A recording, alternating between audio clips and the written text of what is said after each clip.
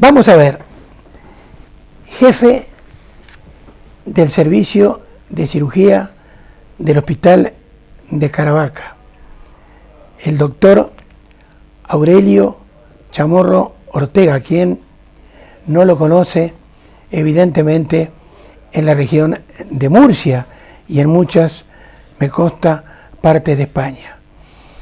Pero nosotros vamos a entrevistarlo, no hoy, lo vamos a entrevistar varias veces, pero nosotros prácticamente en ninguna de esas veces en las que traeremos al doctor Chamorro a estas cámaras, no estaremos entrevistando al doctor, estaremos entrevistando al ser humano que es Aureliano Chamorro. Y les digo esto porque en más de una oportunidad nosotros también les dijimos que los títulos a nosotros no nos gustan. El ser doctor o la palabra excelentísimo, todo aquello que hace que los seres humanos le rindan pleitesía a sus iguales, a nosotros nos rechina un poco. Nosotros creo que nos diferenciamos por ser mejores o peores seres humanos. Y nos consta que Aureliano Chamorro es un hombre al que ustedes conocen como un ser humano excepcional. Buenas noches, Aureliano. Perdón, Aurelio. Siempre digo Aureliano y es Aurelio. Le pido disculpas. No pasa nada. Buenas tardes, buenos días. Bueno, como le decía, entonces, a nuestros televidentes, queremos conversar con usted. Hoy nada en lo que se refiere al médico cirujano, que ya después lo estaremos conversando en otras oportunidades.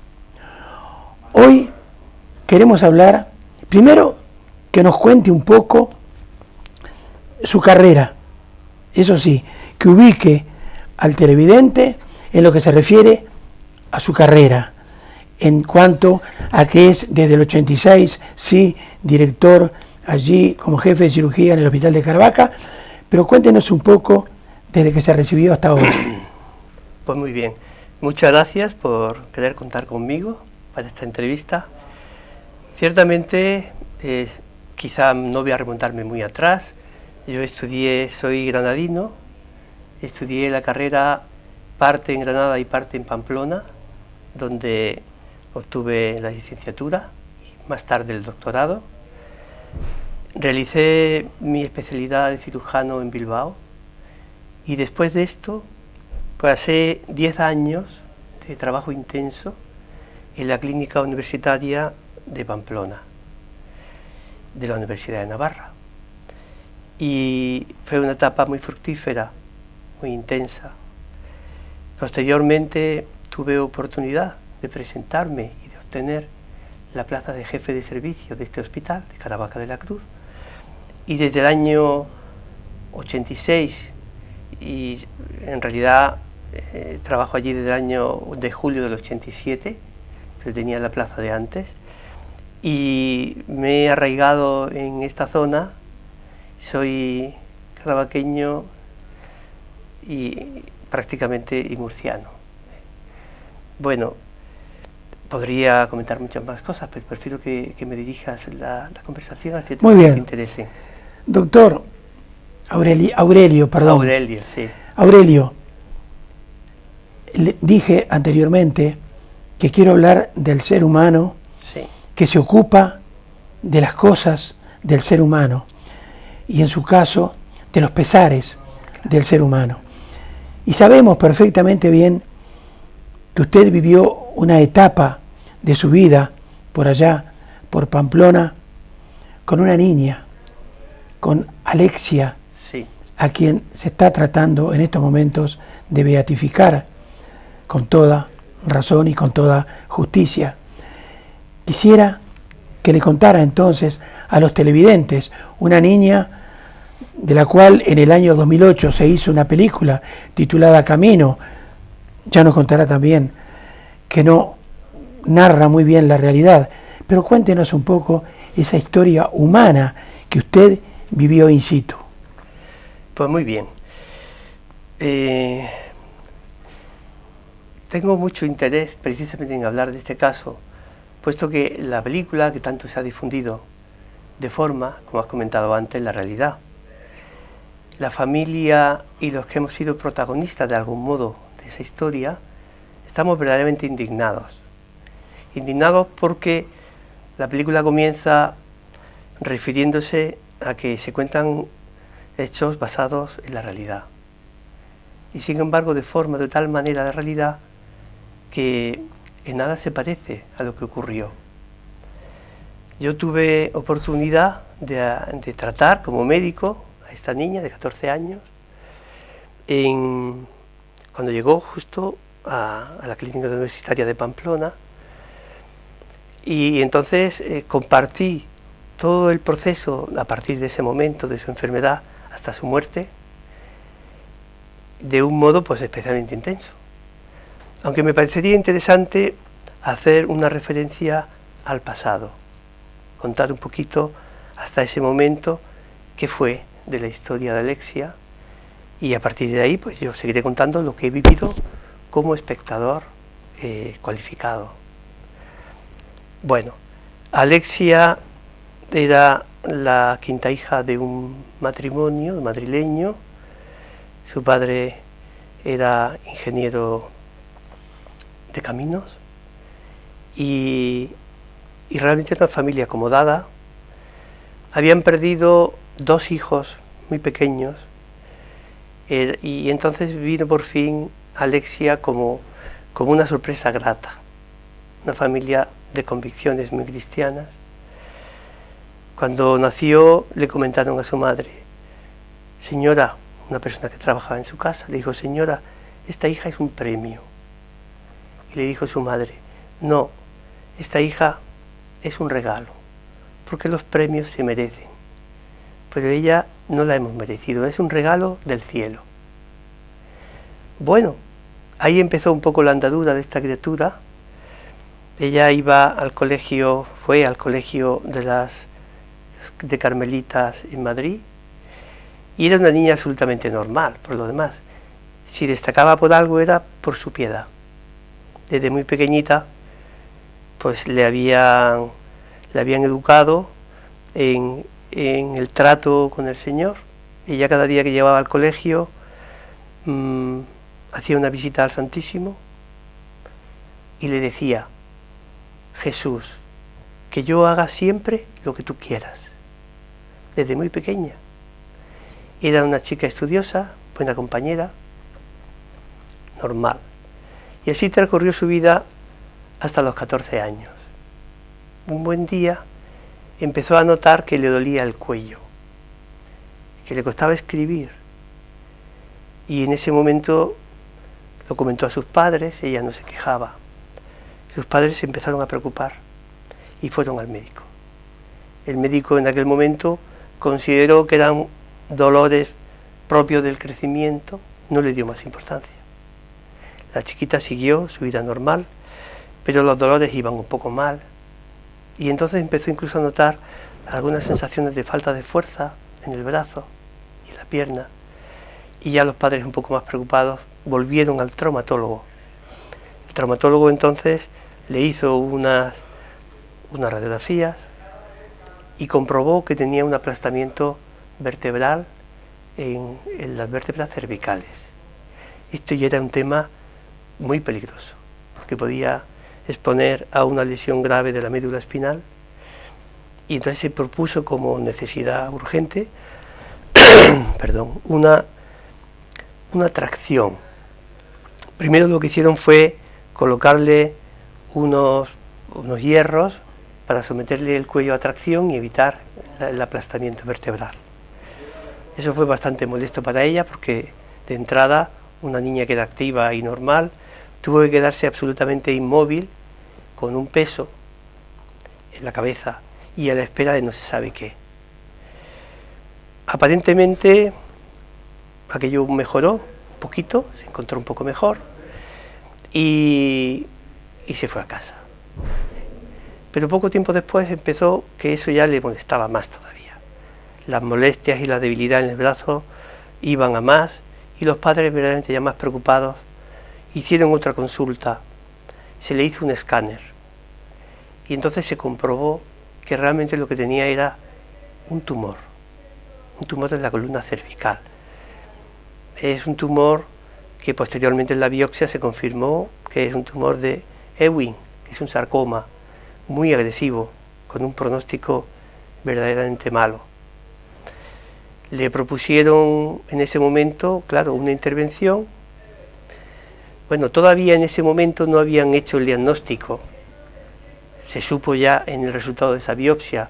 Primero lo que quisieron fue inmovilizarle el cuello porque temían en un principio que fuese como un quiste que le hacía débil la columna, y entonces le tomaron fragmentos de hueso de la cadera para poder congelar de algún modo esa zona que estaba frágil. Y ya fue en el resultado de la biopsia cuando se supo que no era una lesión benigna de hueso, sino un cáncer. Entonces todo cambió. Hubo necesidad de cambiar de hospital para darle radioterapia. Se planteó también la posibilidad de dar quimioterapia. Y lo cierto es que ahí Alexia sufrió, aparte del dolor físico, un dolor moral. Por eso, doctor, y es solamente un segundo, Sí. una niña de 13, 14 años, Alexia González, ¿no es cierto? Sí, sí. ¿Cómo reaccionó, doctor, ante todo esto, que con esa corta edad, sin estar preparada para ello, qué le dio fuerzas para seguir adelante? Pues eso realmente es algo que impresionó desde el principio a la familia y sobre todo a los médicos y enfermeras, porque ella en todo momento estaba serena, aceptaba, le dijo a su madre, mamá, yo quiero ponerme buena, pero si Dios prefiere que esté enferma, yo quiero lo que Él quiera. O sea, dio un ejemplo de madurez impropio de su edad. En otro momento, más adelante, cuando ya le hicieron los tratamientos, ella era una persona muy obediente. Tenía que hacer rehabilitación y ella, aunque verdaderamente estaba muy incómoda, pues ella aceptaba sin quejarse. Desde el principio sus padres la trataron pues como una persona mayor. Eso me llamaba la atención. Le informaban de todo, y ella asumía pues con conocimiento de causa sus problemas. Yo creo que ese es un planteamiento que a mí me ha llamado la atención, porque en la película de la que hablamos se da una visión absolutamente errónea de sus padres. A su padre se lo presenta como una persona pusilánime, que poco tiempo después de la muerte de Alexia muere en un accidente. No es cierto. Su padre era un hombre sólido, de convicciones firmes, muy educado, respetuoso, y murió unos 20 años después que ella. No era su madre era del Opus Dei, su padre no. Y los dos asumieron la enfermedad pues como un reto muy difícil, y con una perspectiva, una visión francamente sobrenatural. Esto es muy importante. Cuando se supo el diagnóstico, su madre le dijo a Alexia, ahora vamos a tener entre las manos un gran tesoro. Se refería al tesoro del sufrimiento. Sufrimiento tuyo y sufrimiento nuestro. No vamos a desaprovecharlo, ¿verdad? Tenemos que intentar aprovecharlo al máximo. Entonces Alexia le dijo a su madre, mamá, tengo miedo. y le dijo: hija mía, es normal que tengas miedo. Siempre se tiene miedo a lo desconocido. Pero no te preocupes, que yo voy a estar contigo en todo momento. Cuando tú salgas del hospital, saldré yo. Esta promesa de su madre fue una promesa cumplida. Yo casi no recuerdo haber contemplado, haber visto a Alexia en su cama sin tener a su madre al lado. Estuvo acompañando. Claro, la película plantea a su madre como una fanática, como una persona obsesionada que trata de manipular de algún modo a su hija. Todo lo contrario. La madre de Alexia, que se llamaba Moncha, murió hace pocos años. ¿En qué año sucedió esto? Esto ocurrió en el año 1985. 85. En enero empezaron los primeros síntomas. Toda la enfermedad pues cursó a lo largo de ese año, y la muerte de Alexia fue el día 5 de diciembre. ¿Qué papel jugó usted entonces en la enfermedad de Alexia? Bueno, ahora entraré en ese asunto. Cuando ya se comprobó que la enfermedad era de otro nivel, mucho más grave, los padres empezaron a valorar posibilidades de otros sitios donde pudiera ser tratada con más eficiencia. Contactaron su padre con la Clínica Universitaria de Pamplona, de la cual tenían muy buenas referencias, y acudió allí a plantear el caso y a valorar si podía ser tratada. Y aceptaron, tenían una gran experiencia en ese tipo de pacientes, y le dijeron que adelante. El día 12 de junio de 1985 se trasladaron a Pamplona. Ese día mismo la conocí yo. Venía en una silla de ruedas, porque ella tenía dificultades para desplazarse, y me llamó la atención pues que era una niña pues con una gran paz en el rostro, muy sonriente, y la saludé. En ese momento todavía no sabía yo que la iba a atender como médico. Me la crucé por el pasillo y la vi, una chica mona, y dije: hola, ¿qué haces por aquí? Bueno, pues venimos. Y se me quedó. Poco después ya contactaron conmigo el oncólogo y el traumatólogo, porque querían que yo le colocase un reservorio subcutáneo, Portacat, para poder facilitar los tratamientos siguientes. Y es que Alexia tenía muchas dificultades para obtenerle venas, le hacían sufrir, le pinchaban mucho, y realmente le costaba soportar ese sufrimiento, y había el riesgo de que los medicamentos de la quimioterapia se extravasaran y dieran problemas, y entonces pensaron que sería una buena opción. Yo colocaba, y efectivamente aproveché la primera intervención que se hizo allí para colocarle el reservorio subcutáneo. Ella, recuerdo que justo el día anterior me acerqué con el traumatólogo y con el oncólogo a hablar con ella como una persona mayor. Le explicamos todo, el plan de la intervención. Se trataba de extraer al máximo todo el tumor posible y luego hacer radioterapia intraoperatoria del mismo lecho para ver si podíamos acabar con aquello. Y yo le expliqué el procedimiento y le dije: bueno, esto se puede hacer con local a las personas que son más o menos mayores, pero vamos a aprovechar tu anestesia general para que no te moleste nada. Y así fue. Ese día yo me fui con ella al quirófano, la acompañé en todo el proceso de la preparación y todo, y luego le coloqué el Portacat y me quedé buena parte del tiempo. Fue una operación muy larga, acompañándola, informándola. Pero tengo que decir que desde antes de eso, dentro de mi trabajo en la clínica como cirujano, yo tenía siempre una singular predilección por los niños con enfermedades graves. Y cada día, después de realizar mi trabajo normal, me acercaba a la planta segunda, que es donde estaban estos niños, y tenía controlados a los que iban llegando niños muy pequeños, a lo mejor, con cánceres, y yo procuraba de algún modo, pues, contactar, jugar con ellos, hablar, consolar de algún modo, ayudar un poco a la familia. Pasaba un rato, era como una especie de segunda visita mía, después de mi trabajo normal. Con lo cual, en este caso, a partir de ese momento, de ese primer contacto, yo mantuve ya un trato habitual, prácticamente diario.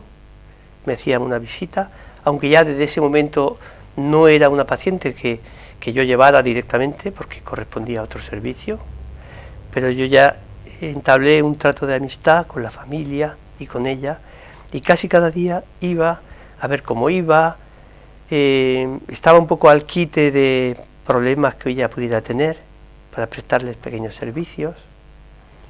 Bueno, hay un detalle que es interesante.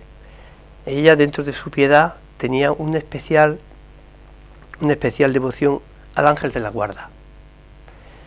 Le trataba prácticamente como si lo tuviese a la vista, ¿eh? Hablaba con él, le pedía cosas, favores.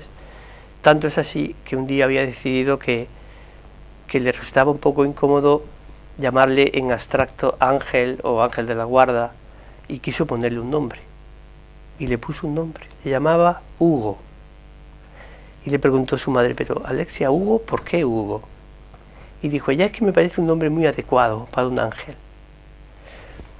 Bueno, pues después de tantas visitas, tantos cuidados, que yo procuraba aliviarle sus molestias, que tuvo muchas, Alexia en un momento dado me comentó, Aurelio, si yo te hubiese conocido antes, al ángel de la guarda le hubiese puesto Aurelio, porque de algún modo ella veía que yo estaba como al quite de solucionarle pequeños problemas que tenía constantes, frecuentes. Y ahí prácticamente empezó la fase en la que ella, de algún modo, aunque tuviera muchas molestias, pues fue, como se puede decir, más feliz en la enfermedad. Se sentía muy querida, muy respetada, muy valorada, en un ambiente que ella decía, esta clínica no parece un hospital, parece un hogar. De hecho, estaba decorada pues como más como un hogar que como una clínica. No olía a clínica. Tenía ella una habitación luminosa con vistas al campus de la universidad, y se entreveía allí la ermita de la Virgen, una imagen de la Virgen muy bonita que el fundador del Opus Dei había regalado a la universidad para fomentar un amor limpio entre la gente de la universidad. Y ella la veía y tenía una gran devoción a la Virgen. Cada vez que alguno de la familia o algún conocido iba a verla, ella le decía, dale un beso de mi parte. O sea que era una persona que tiene una fe muy sencilla, muy arraigada, muy natural, no llamaba nada la atención. Pero lo que sí llamaba la atención era su equilibrio. En un momento dado le comentaban, Alexia, tú eres muy fuerte, ¿cómo soportas todo esto? Y dice, no es que yo sea muy fuerte, es que Dios me ayuda. Tenía esa vivencia profunda y era consciente de que esos sufrimientos suyos no eran simplemente, digamos, una contrariedad, era una oportunidad de maduración y de crecimiento como ser humano y como cristiano, que no lo desaprovechó. Y los que estábamos a su alrededor nos asombrábamos de su capacidad para estar pendiente de los detalles de los demás, a pesar de sus molestias, de sus dolores. Eso es llamativo. Antes de la operación, ella quiso, como hacía siempre, recibir la comunión. Y después de comulgar se pasaba un buen rato, ya depende de los días, pero un rato en conversación íntima con el Señor. Y en un momento dado sacaba un papel. Ella tiene un papel donde había anotadas las cosas que quería pedir. Y cuando le pedíamos algún, encomienda o reza por tal persona que tiene un problema, o por los niños de la planta, ella tenía su lista e iba pidiendo uno por uno todas las cosas. Y luego te preguntaba, Aurelio, ¿qué ha pasado de aquello que me dijiste? Ella lo encomendaba y lo rezaba. Eso realmente impresionaba a la gente que estábamos por allí y explicaba de algún modo su optimismo. Era una persona con sentido del humor, no era una persona, digamos, triste, quejica. Cuando le pusieron en esa intervención un gran corsé que le inmovilizaba el cuerpo, lo dejaba y con unos hierros que digamos que le bloqueaban la cabeza, le ponían una especie de corona metálica para inmovilizarle totalmente la cabeza. Y ella, cuando se vio al espejo al día siguiente, pues se miró y dijo: mamá, parezco Frankenstein. Tenía ese sentido del humor que es propio de las personas, pues que tienen una gran calidad humana, para su edad. Aurelio, Sí, si es posible, sí, quisiera la próxima semana sí. que usted encontrara un huequito Vamos a ver. en su ajetreado día a día, para poder entonces seguir conversando acerca de una niña que nace en 1971, que lamentablemente o no Claro, fallece en 1985, y que 23 años después, en el año 2008, se realiza una película, Camino. Toda aquella persona que quisiera ver la película, a pesar de que tergiversa los hechos, la puede bajar inclusive de internet, la película Camino. Usted, que la vivió, entonces, en primer lugar, usted estuvo allí en todo momento. Quisiera entonces que nos siguiera contando, que terminara de redondearnos entonces esta historia tan, pero tan bonita que nos está contando hoy. ¿Puede ser? con mucho gusto, con mucho gusto. Muy bien. Pues muchas gracias y hasta el próximo día, que lo haremos en cuanto nos sea posible, a los dos. Sí, el próximo martes estará seguramente con nosotros. Muy bien. Y nada más, entonces, con el doctor Aurelio, para mí, con el amigo Aurelio en pantalla, lo dejamos diciéndoles que unos muy breves consejos y seguimos con nuestro programa de hoy.